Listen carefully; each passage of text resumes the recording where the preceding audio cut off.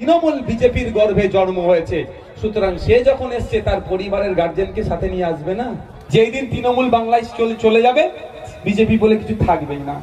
যখনই তৃণমূল এসছে সাথে বিজেপিকে নিয়ে এসছে।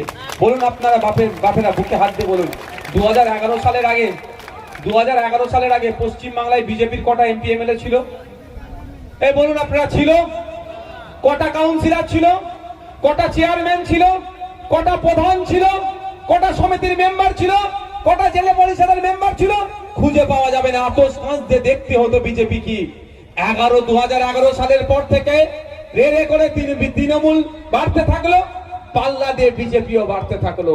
অ্যাকচুয়াল তো তৃণমূল বিজেপির গর্ভে জন্ম হয়েছে, সুতরাং সে যখন এসছে তার পরিবারের গার্জেনকে সাথে নিয়ে আসবে না।